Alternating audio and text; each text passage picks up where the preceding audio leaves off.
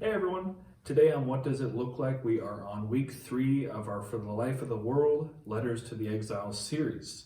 If you'd like to see more of the For the Life of the World team's content, the link to their website will be in the description below. And you can buy one of these or some of the merchandise, and you can learn a whole lot more from that team. Evan and all of them do such a phenomenal job of teaching us how to be Christians in our world today. So today we're going to be talking about order and what it looks like in the context of our world. Because in a fallen world, the idea that our choices, our work, and our lives have purpose is difficult to understand. It's hard to see that we are meant to bless others in our city. It's foreign to our minds. We reject justice and order. Our abundance and our blessing then fades, and our dysfunction damages a once perfect creation. It's easy to find pain and hurt in this world. So how do we seek justice and order for the oppressed? We're going to look at how our creativity, our freedom, and our hospitality, most importantly, give us the answers we need. So the book of Romans, chapter 8, verse 19, says that creation groans. So in our exile, what causes all the hurt and disorder in our exile as foreigners? What or who can help heal the brokenness in our world?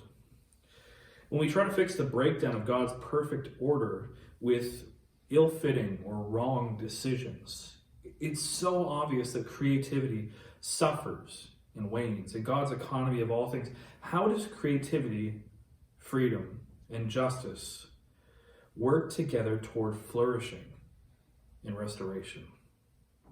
So justice and order. I think hockey's a really good example of justice and order. What makes it perfect is the players play by a code of honor. They police themselves on the ice as they play the game, maintaining this order. Okay, so the problem comes when someone throws an elbow or a cross check or a high stick and a fight breaks out, and that's when the refs have to come in to restore order that's been lost. But sometimes a penalty isn't enough. Sometimes the players want to see blood. They want chaos, and so there's a fight here, a fight over there. There's a fight everywhere across the ice. And when that happens, the refs, they have to clamp down on the players, clamp down on the game. And when that happens, they lose the freedom that they had to police themselves through the game. And all the refs are trying to do is maintain order, but when all the freedom is gone and everything is controlled in the game, you get the most boring thing ever, a managed game. And that's no fun to watch because it is not what was intended. And it's the same with God. You know, He could have created us, His creation, to love and obey Him with no other option, right? But He didn't. He created us in His image and gave us the ability to love and to obey Him. But also, He gave us the choice not to. Order can be very hard to understand, but it's essentially a way in which God has set everything in our world up. You can think of it as a garden. The gardener has this really interesting role of placing the plants in different positions in the field, uprooting some, repositioning them so that they can grow to their best potential. And good gardeners don't make plants grow.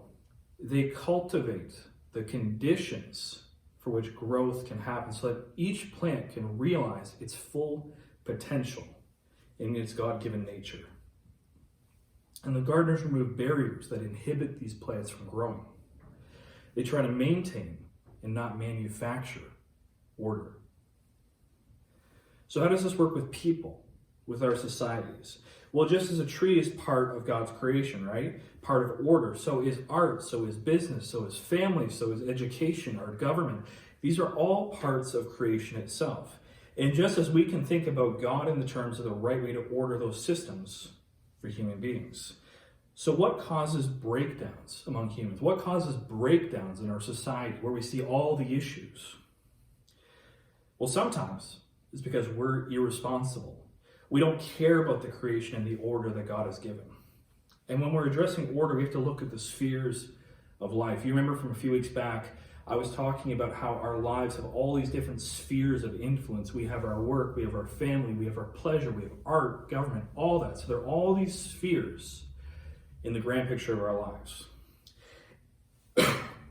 And what can happen is when we place too much or too little or too much importance on one of the spheres, we neglect other spheres in our lives. And the problem is when we do that, we weaken ourselves. We disrupt the balance in our lives.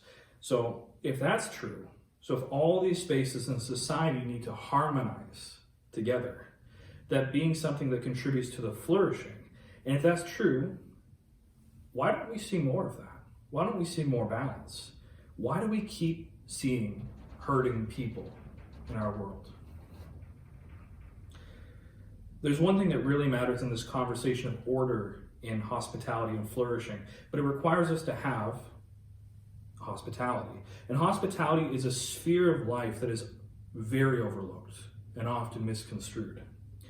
The reason that we have so much pain and dependency in our world, I would say, is partially because of us, the church. We have abandoned our call to hospitality, one of the most ancient Christian virtues, true hospitality. Opening our doors to those in need is more than donating to a soup kitchen or to a charity. That's wonderful, but that's not hospitality.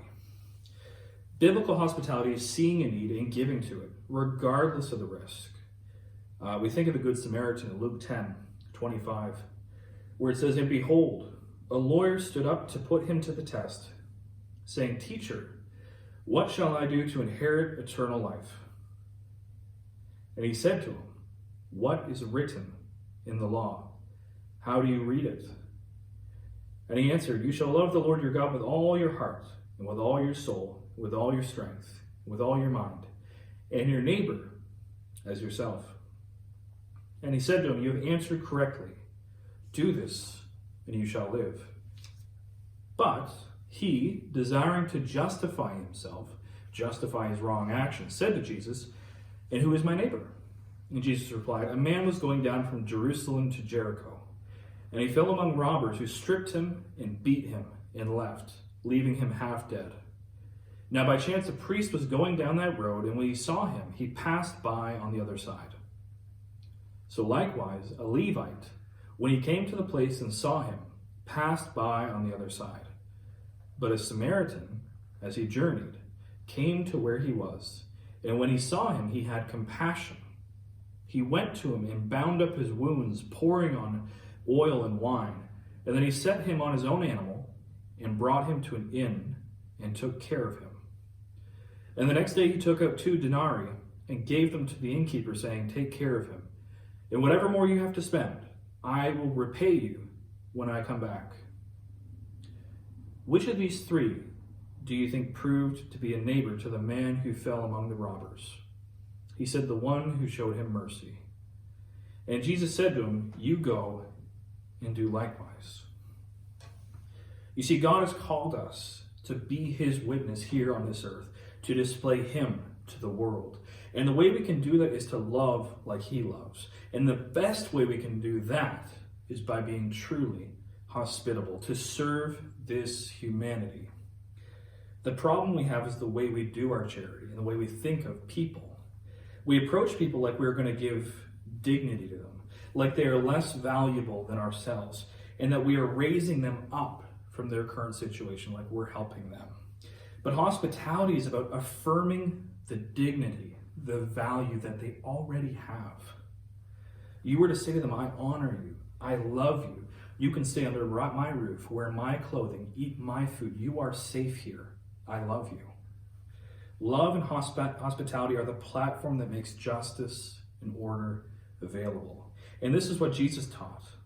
And he wants us to go into the world to share that love.